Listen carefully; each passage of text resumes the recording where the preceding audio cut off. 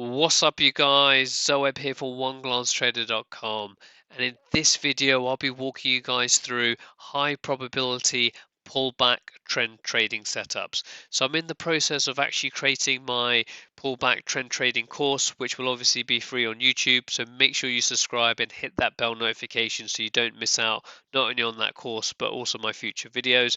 But I saw this setup yesterday and I did miss this setup because it was a bit early in the morning for me. But it was a complete textbook example, and I just wanted to walk you guys through it while it's kind of fresh in my mind, and I might even refer to it inside the course as well. So just to let you know what I've got on my screen, I've got the GBP USD 30-minute chart, and this kind of trading strategy or approach is actually my Bollinger Bands trend trading strategy, which I'll link to inside the description, which goes into the strategy in a bit more detail. On my chart, I've got a couple of more things on that I didn't have in that video, but the premise is kind of still the same.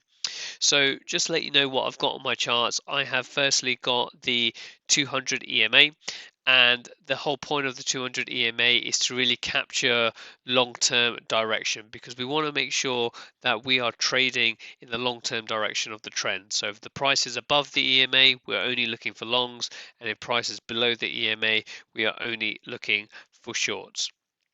The next indicator that I've got, and again, all of these are free on TradingView, and what I'll probably do is I don't know if you can actually publish a kind of template. I'll have a look, and otherwise you can just pause the video and just get the indicators. They're all free. The second one is the pivots traditional, and again it's set to the standard pivots looking at dailies. And the reason why the pivots are there is really daily pivots provide a good area of support and resistance, entries, and take profit targets. So that's the only reason why it's there. It also lets you know whether there are missed pivots, so you can see one missed pivot there and another missed pivot there. That actually, the way I kind of trade, that kind of gives an indication that a trend may be coming towards the end, and may be leading into exhaustion. But again, we'll talk about more about that later on inside this video. So after the pivots, we've got the round numbers indicator, which is round numbers above and below. And again, I use this again for support and resistance, and stop losses and take profit targets. So again, utilizing multiple confluence factors to kind of help me manage the entry of the trade. The next one that we have got the Bollinger Bands. So the Bollinger Bands are one of the main, not entry signals, but one of the reasons to go look at a trend. And what we're looking at here is we are looking at when price is above the EMA, we are looking for touches or closes outside of the lower Bollinger Band. And if price is below the EMA, you are looking for touches or closes on the upper Bollinger Band, because what we're looking for is we are looking for pullbacks in trends, and the standard Bollinger Band at standard 2 deviation at 20 period moving average works really well. So in this kind of price action example, you've got one touch there, one touch there, and one touch there. So in this whole series of price action, kind of from the 19th of February, you've got 3 opportunities to get into this trade. And I'm not going to go through all 3 of them. There is one I'm going to go through, which is this one over here. But before I do, I just wanted to go through the last indicator that I've got on my screen, and it's just the standard MACD. And the reason for the MACD is for divergence, whether that's bullish or bearish, regular divergence, or kind of hidden divergence. So if I'm trend trading, I'm really looking for hidden divergence, and in this particular example, I'm looking for hidden bullish divergence. And again, I've got a video in terms of divergence and all that good stuff. So if you're new or don't understand the terminology, there'll be a link in the description or in the top right hand corner. So like I said, is I just want to focus on this opportunity that was here, and the reasons why I like this potential setup, where I would have entered if I did get into this trade, and where potential take profit targets would be. So So the first thing is that what we've got here is what I look for, and it's kind of the main signal of why I would then come to my charts or go look on my phone for at TradingView, is that we are looking for price to close or touch the lower Bollinger Band, because price is above the EMA, and you can see here that price has closed outside of the lower Bollinger Band. So it doesn't mean I enter straight away. It basically means I'll get a signal on my phone, and I've got videos again on TradingView and how to set up alerts and things like that. But once you've got that information there, you then come to the charts, and then you start utilizing the other indicators to start building a picture. So the first thing that I potentially look at is, where is price in relation to the EMA? So price is a bit further away from the EMA, so it's quite high up, so therefore it signifies a kind of strong bullish trend. The second thing I look at, where is it in relation to its daily pivot? And now you can see that price closed outside the Bollinger Band and has now touched its daily pivot. Now I've got a playlist around pivots and got a number of strategies around pivots, but one of the things that I potentially look at is when price pulls back in a trend to its pivot. I'm looking for a potential bounce off that pivot into the direction of the current trend. So that is inside my favor, that price has now closed or touched the daily pivot level. And to set things in context, the daily pivot is kind of hit on any instrument you look at, around 75 to 80% of the time. So in the way of it hitting its daily pivot, for me, that is a strong potential pullback opportunity. But when you look at the other factors, such as round number levels, now you can clearly see here we are at a 100 level over here. So, and what I think is really powerful is when a pivot prints pretty much bang on onto a round number level. So we've got price closing on the lower Bollinger Band. So that's one. That's one. Then we've got price touching or closing at a round number level, which is 2. And then we've also got it hitting its daily pivot, which is 3. So we've got 3 things here, and we could also say 4, that it's again above its EMA, above the 200 EMA. So we've got 4 things here that are kind of aligning with this actual bar closing here. So but what I want to do is I want to add another layer of confluence on this, and this is where I want to bring in the MACD into things.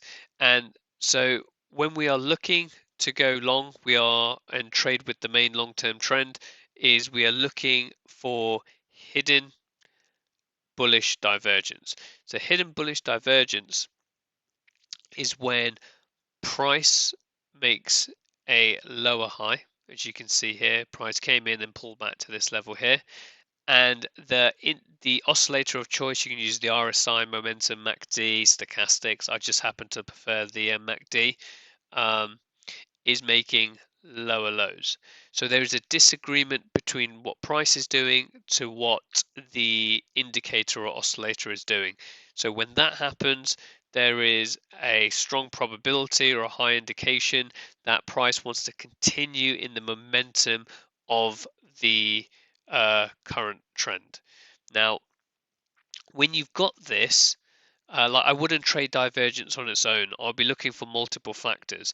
So we have got Bollinger Band, we've got support level on the round number, support level on a round number level, and then we've also got price above its 200 EMA. So we've got all these things happening, but what you look for on a trend trader is that you look for confirmation that that pullback is real, because at the time price could have continued going down, yeah, and then hit, and this is part of my miss pivot strategy to kind of hit this level over here. So we are looking for confirmation that price wants to then start going inside that direction. So I'm just going to remove all of the stuff that I decided to draw on here, if it would let me. Doesn't allow me to go. Oh, get rid of that back testing on there. So now we've got that situation. I'm really comfortable with that. A lot of things are aligning for us to continue to go long here. Now, where can we potentially enter this trade? Now, there are a number of ways that you can enter this trade, and I'll just go through a couple of examples.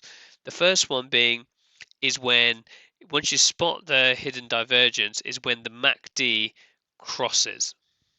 I can't seem to, right over here. So when the MACD kind of crosses, so if I put my crosshair on there, that is around this level over here.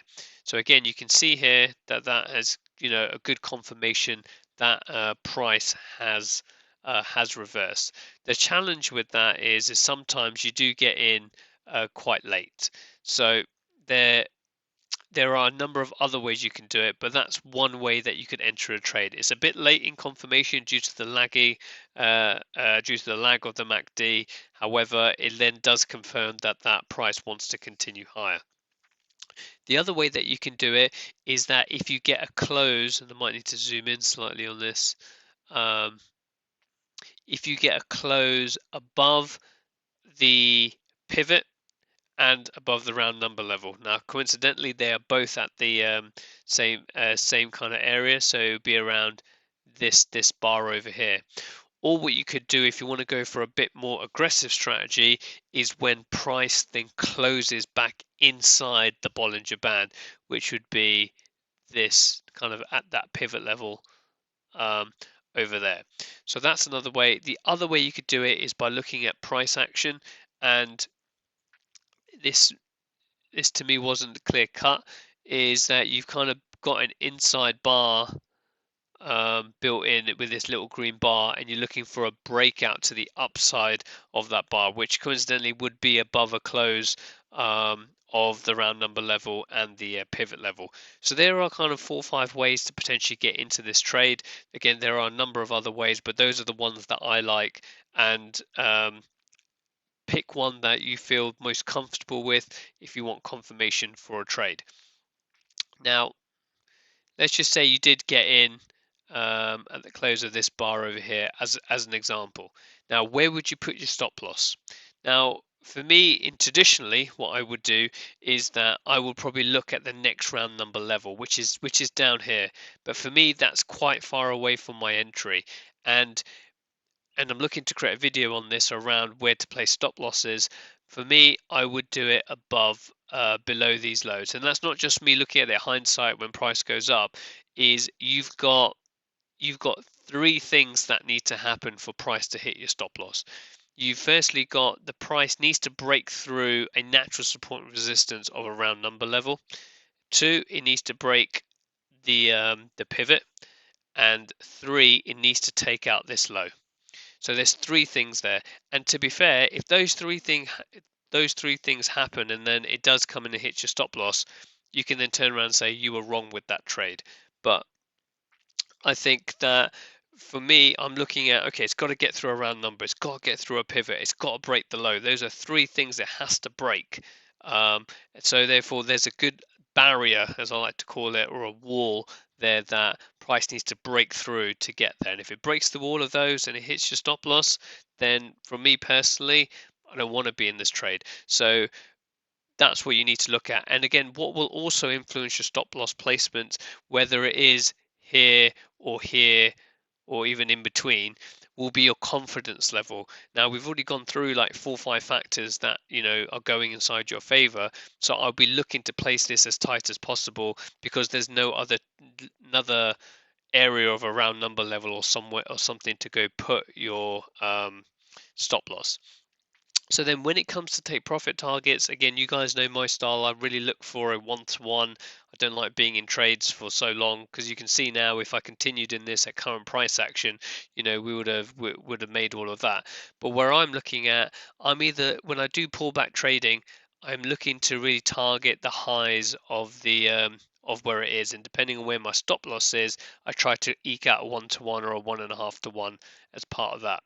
So what I like about this actual area that we've got at the moment is that the high is next to a round number level. So where my view is that I have the stop there, and then I'll probably look at a 1-to-1 at the mid range Bollinger Bands, or maybe if I'm feeling a bit lucky about myself, looking to just hit just below the highs and that round number level. And again, that probably works out at around 2 to 1 a reward to risk. So the point I'm trying to make here is that these opportunities happen pretty much every single day. You've got 13, 14 currency pairs. Even this one over here drops down, hits the lower Bollinger Band at a round number level. I Here's the thing. I'll put my stop loss below the pivot. So again, you've got another barrier entry and looking to kind of get a 1-to-1 probably at the top of these highs over here, or if I need to go a bit further, just below the round number level. You've got another one here. I probably wouldn't take these two because you can see that the Bollinger Bands are kind of flat, and also we've got a missed pivot here. So price next week can potentially kind of do that, and that's my missed pivots rollover strategy, which again I'll link to inside the description and the top right hand corner for you guys to check out. So that is how I kind of personally would look to trade this. So I really hope that is useful. I'll put the full tutorial of the Bollinger Band strategy. I'll also put my missed pivot strategy as a thumbnail right now. So check out those two videos, and I shall see you guys in the next video.